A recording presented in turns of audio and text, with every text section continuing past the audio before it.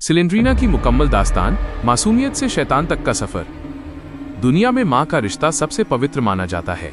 एक माँ अपनी संतान के लिए अपनी जान तक न्योछावर कर देती है। लेकिन क्या आप कल्पना कर सकते हैं कि एक माँ अपनी ही नन्ही सी बच्ची के खून से अपने हाथ लाल कर ले? सुनने में ये रूह कपा देने वाला लगता है, लेकिन गेमिंग की दुनिया के सबसे खौफनाक और रहस्यमयी किरदारों में से एक सिलेंड्रीना की कहानी कुछ ऐसी ही काली सच्चाइयों से भरी है।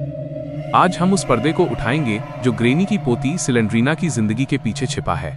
आखिर वो मासूम लड़की कैसे एक ऐसी आत्मा बन गई जिसे देखकर आज भी अच्छे अच्छों के पसीने छूट जाते हैं। खुशहाल परिवार और वो रहस्यमयी घर। ये कहानी शुरू होती है शहर के शोर शराबे से कोसों दूर, एक बेहद घने और सुनसान जंगल के बीचों बीच बने एक लकड़ी के पुराने घर से। इस घर में एक छोटा सा और सुखी परिवार रहता था। परिवार के मुखिया थे साइमन, जिन्हें बाद में दुनिया ने स्लेंडर मैन के नाम से जाना। उनकी पत्नी थी एंजेलिना, जो बहुत ही शांत और ममतामयी स्वभाव की थी। इन दोनों की जान बसती थी अपनी 3 साल की छोटी और प्यारी बेटी सिलेंड्रीना में। सिलेंड्रीना की आंखें बड़ी बड़ी थीं और वो हमेशा खिलखिलाती रहती थी। उस घर का माहौल बहुत ही शांतिपूर्ण था। शाम के वक्त जब सूरज ढलने को होता और जंगल में सुनहरी रोशनी फैलती, तब साइमन, एंजेलिना और सिलेंड्रीना अक्सर सैर पर निकलते थे। वे जंगल की पगडंडियों पर टहलते, चिड़ियों की चहचहाहट सुनते और आपस में कई तरह के खेल खेलते थे। सिलेंड्रीना को अपने माता पिता के अलावा अपनी दादी यानी ग्रेनी से भी गहरा लगाव था। ग्रेनी उस वक्त वैसी खौफनाक नहीं थी जैसी आज गेम्स में दिखती हैं, बल्कि वो एक स्नेह करने वाली बुजुर्ग महिला थी। वो सिलेंड्रीना के घर से थोड़ी दूर एक दूसरे मकान में रहती थी। अक्सर लोग ये सवाल पूछते हैं कि आखिर ग्रेनी अपने बेटे और बहू के साथ क्यों नहीं रहती थी। इसके पीछे एक भावुक वजह थी। ग्रेनी जिस घर में रहती थी, वहां उनके पति यानी ग्रैंडपा की यादें हर कोने में बसी थीं। ग्रैंडपा की मृत्यु के बाद ग्रेनी ने तय किया था कि वो अपनी यादों को नहीं छोड़ेंगी और उसी पुराने घर में अपनी जिंदगी गुजारेंगी। सिलेंड्रीना अक्सर दौड़ते हुए अपनी दादी के पास जाती और घंटों कहानियां सुना करती थी। लेकिन किसी को नहीं पता था कि ये हंसी खुशी का माहौल जल्द ही एक खौफनाक सन्नाटे में बदलने वाला है। वो मनहूस रात और शैतानी साया। एक ठंडी और अंधेरी रात को साइमन और सिलेंड्रीना डाइनिंग टेबल पर बैठे खाने का इंतजार कर रहे थे। एंजेलिना किचन में थी।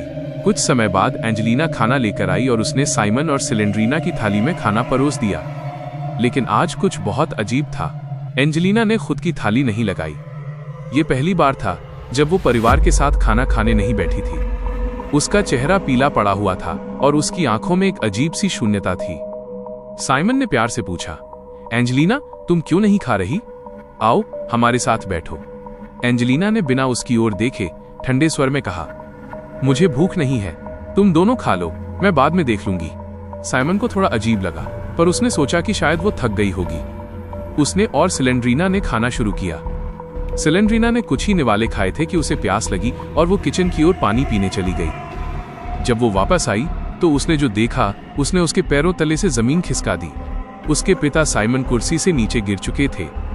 उनका शरीर बुरी तरह कांप रहा था और उनके मुंह से सफेद झाग निकल रहा था। सिलेंड्रीना चीखते हुए अपने पिता की ओर दौड़ी। उसने उनका हाथ पकड़ा, लेकिन देखते ही देखते साइमन का पूरा शरीर नीला पड़ गया और उनकी धड़कनें थम गईं। सिलेंड्रीना दहाड़े मारकर रोने लगी, पापा, उठो पापा। लेकिन तभी उसने अपनी माँ एंजेलिना की ओर देखा। उसे उम्मीद थी कि माँ भी सदमे में होंगी, लेकिन एंजेलिना के चेहरे पर एक डरावनी और शैतानी मुस्कान थी।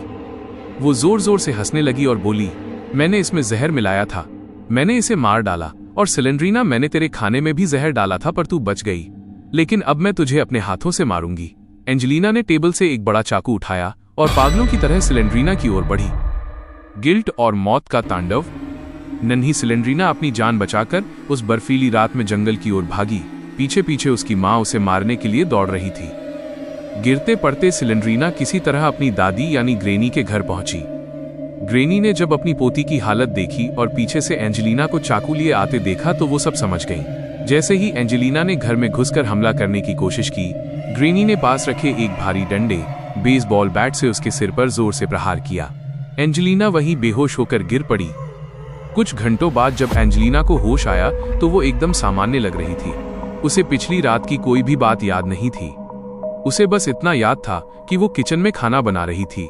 जब ग्रेनी और सिलेंड्रीना ने उसे बताया कि उसने साइमन की जान ले ली है और अपनी बेटी को मारने की कोशिश की, तो एंजेलिना का दिल बैठ गया। वो फूट फूट कर रोने लगी। अपने पति की हत्या का गम, और अपनी बेटी के प्रति अपनी क्रूरता का एहसास उसे अंदर ही अंदर खाने लगा। उसी मानसिक तनाव और अपराध बोध गिल्ट में एंजेलिना ने वही चाकू उठाया और अपनी जीवन लीला समाप्त कर ली। शापित पेड़ का रहस्य। अब सवाल ये उठता है कि एक प्यार करने वाली माँ अचानक इतनी हिंसक कैसे हो गई। इसके पीछे की असल वजह कई महीने पहले की एक घटना थी। एक शाम जब साइमन और एंजेलिना जंगल में टहल रहे थे तो वे जंगल के उस हिस्से में चले गए जहाँ कोई नहीं जाता था। वहाँ एक बहुत पुराना और विशाल सूखा पेड़ था जिस पर एक अजीब सा चिन्ह बना हुआ था, एक वृत्त के अंदर एक सितारा। अनजाने में एंजेलिना ने उस चिन्ह पर अपना हाथ रख दिया। जैसे ही उसकी उंगलियों ने उस पेड़ को छुआ, उसे एक जोरदार बिजली के झटके जैसा महसूस हुआ और वो बेहोश हो गई। असल में वो पेड़ सदियों से एक शक्तिशाली डेविल, शैतान की जेल था। एंजेलिना के स्पर्श से उस शैतान की कैद कमजोर हो गई और उसकी रूह एंजेलिना के अंदर समा गई। उस दिन के बाद से एंजेलिना को डरावने सपने आने लगे। वो शैतान उसके सपनों में आकर कहता, तूने मुझे जगाया है, अब तुझे मुझे हर अमावस्या को एक बलि देनी होगी, वरना मैं तेरे पति और बेटी को मार डालूंगा। एंजेलिना ने यह बात साइमन और ग्रेनी को बताई थी, लेकिन उन्होंने इसे सिर्फ एक बुरा सपना समझकर टाल दिया। जब एंजेलिना ने बलि नहीं दी तो उस डेविल ने पूरी तरह से उसके शरीर पर कब्जा कर लिया और उसी ने जहर मिलवाया था। सिलेंड्रीना का अंधकार में डूबना। अपने माता पिता को खोने के बाद सिलेंड्रीना पूरी तरह टूट गई। ग्रेनी ने उसे अपने पास रखा और उसकी परवरिश की, लेकिन सिलेंड्रीना के मन में एक ही सवाल था, क्यों? वह उस शक्ति के बारे में जानना चाहती थी जिसने उसके हंसते खेलते परिवार को उजाड़ दिया। जैसे जैसे वो बड़ी हुई, उसने पुरानी किताबों और जादू टोने के बारे में पढ़ना शुरू कर दिया। जब वो 20 साल की हुई तब तक वो बहुत खूबसूरत लेकिन बेहद शांत रहने वाली युवती बन चुकी थी। लेकिन उसके मन के अंदर एक काला तूफान चल रहा था। उसने एक पुरानी किताब में पढ़ा कि जिस डेविल ने उसके माता पिता को मारा, अगर उसकी पूजा की जाए तो वो अपार शक्तियां दे सकता है। वो अपने माता पिता को वापस लाने या खुद को शक्तिशाली बनाने के जुनून में उस डेविल की वर्शिप पूजा करने लगी। वो रात रात भर मोमबत्तियां जलाकर अंधेरे कमरों में रिचुअल्स अनुष्ठान करती थी। गरेनी अपनी पोती के इस बदलाव से बहुत डरी हुई थी। उसने बहुत कोशिश की कि सिलेंड्रीना इन सब चीजों से दूर रहे, लेकिन सिलेंड्रीना पर तो जैसे खून सवार था। ग्रेनी ने सोचा कि शायद शादी के बाद सिलेंड्रीना बदल जाए। उसने एक साधारण से लड़के के साथ सिलेंड्रीना की शादी कर दी। कुछ साल बाद सिलेंड्रीना ने एक प्यारी सी बेटी को जन्म दिया, ममता की हार और चुड़ैल का जन्म। बेटी के आने के बाद भी सिलेंड्रीना के अंदर का अंधेरा कम नहीं हुआ। उसे अपनी बेटी से ज्यादा वो काली शक्तियां प्यारी थीं जिनके सपने वो बचपन से देख रही थी। एक रात जब पूरा जंगल सन्नाटे में डूबा था, सिलेंड्रीना ने अपना सबसे बड़ा अनुष्ठान शुरू किया। वो शैतान उसके सामने प्रकट हुआ और उसकी गूंजती हुई आवाज ने कहा, मैं तुम्हारी तपस्या से प्रसन्न हूं। मैं तुम्हें वो काली शक्तियां दूंगा जिससे तुम पूरी दुनिया पर राज कर सकोगी और कोई तुम्हें मार नहीं पाएगा। सिलेंड्रीना ने लालच में आकर पूछा, मुझे क्या करना होगा? डेविल ने मुस्कुराते हुए कहा, शक्तियां मुफ्त नहीं मिलती, तुम्हें एक मासूम और शुद्ध आत्मा की बलि देनी होगी और वो आत्मा तुम्हारे ही खून की होनी चाहिए। इतना कहकर शैतान ओझल हो गया। सिलेंड्रीना के पास अब दो रास्ते थे, या तो वो अपनी ममता को चुनती या अपनी भूख को। लेकिन शक्तियों की हवस इतनी बढ़ चुकी थी कि उसे अपनी नन्ही बेटी का मासूम चेहरा भी दिखाई नहीं दिया। उसने अपनी सोती हुई बच्ची को उठाया और उस शैतानी वेदी पर ले गई। बिना किसी हिचकिचाहट के उसने अपनी ही बच्ची की बलि चढ़ा दी। जैसे ही बच्ची का खून उस वेदी पर गिरा, पूरे जंगल में बिजली कड़कने लगी। एक नीली रोशनी सिलेंड्रीना के शरीर में समा गई। उसका चेहरा सफेद पड़ गया, उसकी आंखें काली हो गईं और उसका शरीर हवा में तैरने लगा। वो अब एक इंसान नहीं बल्कि एक अमर और खतरनाक आत्मा बन चुकी थी, वही सिलेंड्रीना जिससे आज पूरी गेमिंग कम्युनिटी डरती है। गरेनी जब अपनी पोती के कमरे में पहुंची और ये भयानक मंजर देखा तो वो सदमे से पागल हो गई। कहा जाता है कि उसके बाद ग्रेनी ने खुद को भी उस घर में कैद कर लिया और वो भी उसी काली शक्ति के प्रभाव में आकर एक खुखार बुढ़िया बन गई जो हर किसी को मार देती है।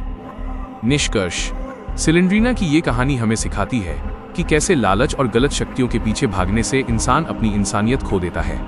एक समय की वो मासूम बच्ची आज एक ऐसी भटकती आत्मा है जो अपनी पुरानी यादों और अपने पाप के बोझ के साथ उन बंद कमरों में रहती है। वो आज भी लोगों को डराती है, शायद इसलिए कि वो नहीं चाहती कि कोई भी उस सच्चाई तक पहुंचे जो उसने उस रात दफन कर दी थी।